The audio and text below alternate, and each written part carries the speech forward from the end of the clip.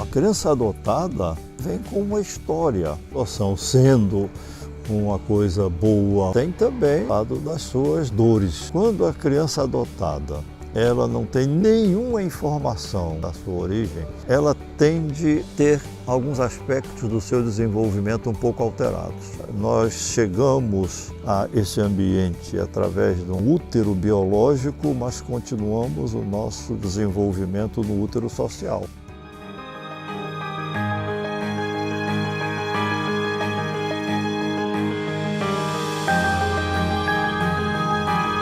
Essa ideia das dores da adoção tem a ver com o fato de a gente tentar mostrar que a adoção, sendo uma coisa boa, uma coisa um tanto romantizada pelas pessoas, tem também o seu lado, que é uma realidade, o lado das suas dores.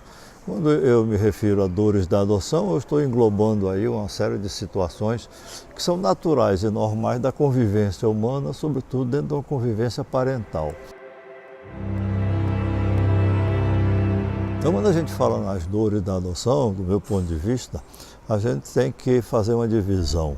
As dores da mãe que disponibiliza a criança que ela gerou para a adoção. Segundo, as dores da criança que deixa a sua origem para se ligar a uma família ou a uma pessoa e construir uma relação parental nova. E, em terceiro lugar, as dores dos pais que adotam. Existem dores nesses três estágios, né, que têm suas complexidades. Por exemplo, a pessoa que gera um filho e que disponibiliza a criança para adoção ou cuja criança lhe é retirada para adoção por quaisquer dificuldades e que o Estado interfere para proteger a criança, a gente não tem como medir essa dor, mas essa questão da adoção ela está muito permeada dos fatos relativos à origem. Por que isso? Porque, do jeito que nós conhecemos, não existe a pessoa real sem uma história, né? Então, essa história pressupõe um começo e a gente diz também que se imagina um fim. Como nós não chegamos ao fim, não sabemos como ele vai ser. Mas nós precisamos, temos essa necessidade de nos constituir como pessoas, tendo, por vago que seja, um conhecimento ou uma informação da origem. Então, no filho adotivo, isso conta muito. As implicações desse desconhecimento da origem, que me parece que é provavelmente a maior parte dos casos de adoção, as crianças adotadas ou os adolescentes não sabem muita coisa ou nada sobre a sua origem. Quando a criança adotada ela não tem nenhuma informação mais objetiva, mais concreta da sua origem, ela tende a ter alguns aspectos do seu desenvolvimento um pouco alterados. Ela se torna uma criança sexualmente precoce. Há uma precocidade que me chamou a atenção já nos últimos 20 a 25 anos, que eu observo e anoto isso, uma certa precocidade em crianças adotadas. E eu comecei a me perguntar por quê e comecei a me interessar por essa questão e me ficou uma coisa assim. Elas têm absolutamente clara e certa em relação à sua origem. Elas foram fruto de uma relação sexual. Então essa é uma questão concreta que pode acelerar essa dinâmica que teria um certo ritmo na média das crianças, né? Ela é mais acelerada para ela chegar com mais concretude a essa questão. Mas então veja, essa criança tem seus sofrimentos porque se desligou da origem. Alguém há de dizer, mas se ela é dada para adoção, por exemplo, logo que nasce? Sim, mas ela teve uma vida uterina. E hoje a gente sabe que as dificuldades de muitas crianças, consequentemente de muitos adultos, têm uma história nos traumatismos chamados de perinatais, né, ao redor do nascimento. Não só a questão da vida uterina dessa criança, mas a circunstância do nascimento e o encontro dela com outra realidade fora do útero materno. Pesquisa já há quase 30 anos, Stanislav Grof, onde ele fez uma série de experiências e continuou fazendo, ainda hoje ele ainda persiste nisso em outro nível, já com umas comprovações interessantes, sobretudo num livro que ele escreveu, A Psicologia do Futuro. Então veja, mesmo uma criança que é entregue para a adoção logo após o nascimento, ela vem com toda uma história, com coisas inscritas e que evidentemente ela não tem consciência disso, né? Aí a gente se reporta a Freud, a questão do inconsciente, onde as coisas são registradas e depois se manifestam de uma forma objetiva, sem que a gente tenha conhecimento de como essas coisas apareceram. Mas elas vieram de uma inscrição que foi feita em qualquer época, não é só nessa questão de uma criança muito jovem. Então, a criança adotada, ela vem com uma história. Isso não tem que ser considerado de uma forma simplesmente quantitativa em relação aos anos que ela conviveu com os pais de origem, os genitores, e depois ela passou para uma outra família. Não, o tempo aí não conta tanto. Conta, não é, a qualidade e o significado dos acontecimentos. É verdade que uma criança que é adotada com 7, 8, 9, 10 anos e por aí afora, ela vem já com muita coisa construída.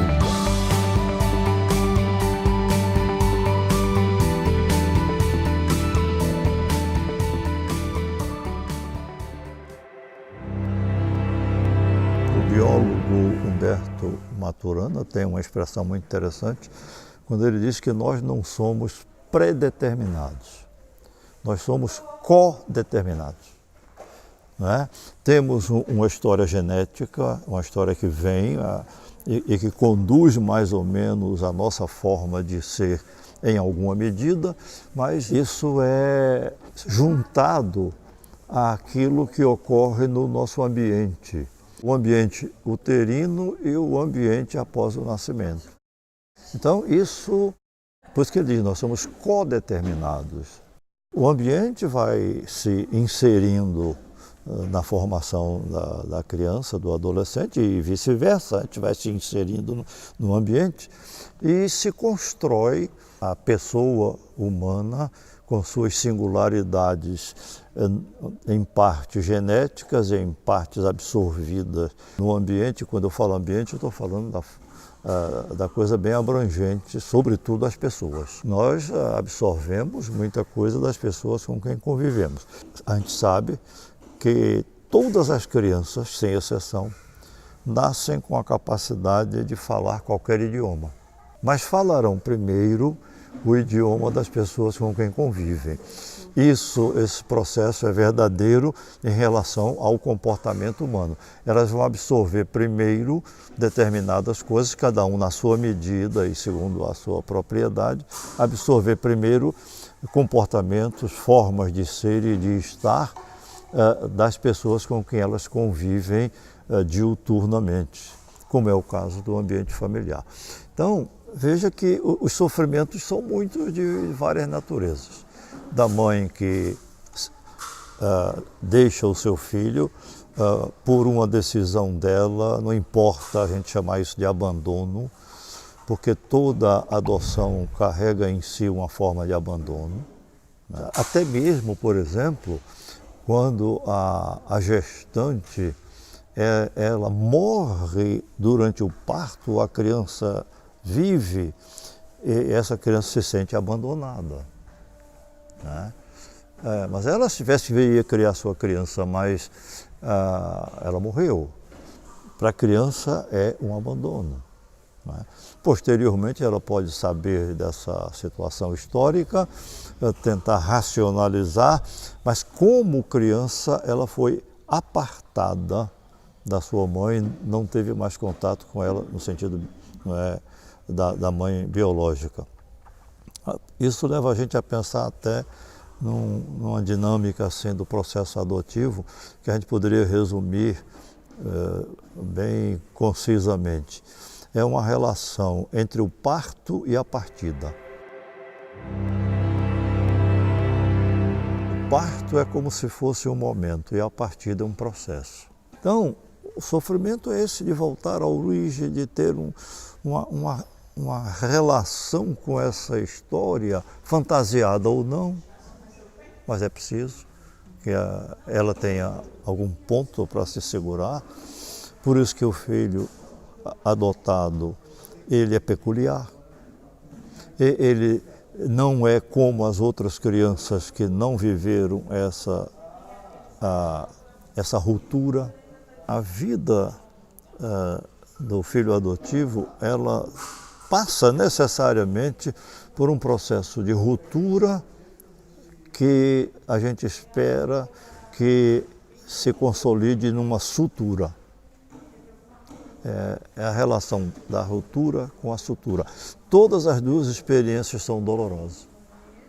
A ruptura, que é a partida, e a sutura, que seria a ligação com a nova família. Isso lembra a questão, a posição de um biólogo suíço, né, chamado o Adolf Portmann, que ele fala uma coisa muito interessante. Nós chegamos a esse ambiente através de um útero biológico, mas continuamos o nosso desenvolvimento no útero social. E isso é interminável. Isso é interminável. O útero social não termina nunca. E a gente, acho que não é sem propósito essa relação que a gente desde pequeno na escola a gente aprende, que o planeta é constituído de mais ou menos 70% de matéria líquida e 30% de matéria sólida. E o corpo humano tem a mesma proporção, 30% de matéria sólida e 70% de matéria líquida. A proporção é a mesma. Né? Então não é tão estranho falar no útero biológico e no útero social dentro dessa contingência nossa. Isso me lembra até uma coisa que me pareceu muito estranha, que o famoso Kant, Kant, o grande filósofo, ele disse que nós vivemos em um planeta com essa configuração esférica, o que significa que mais dia, menos dia, nós iremos nos encontrar. Né? Eu acho isso muito interessante porque a grande mola que move as pessoas é a mola da convivência. E nós não dispensamos a convivência. E a convivência passa a ser, muitas vezes, uma dor. Mas nós não podemos dispensar essa dor, por conta da convivência que é inerente à pessoa humana. Então eu acho que na questão da filiação adotiva está embutida aí a grande busca, que é de uma convivência satisfatória que promova uma segurança.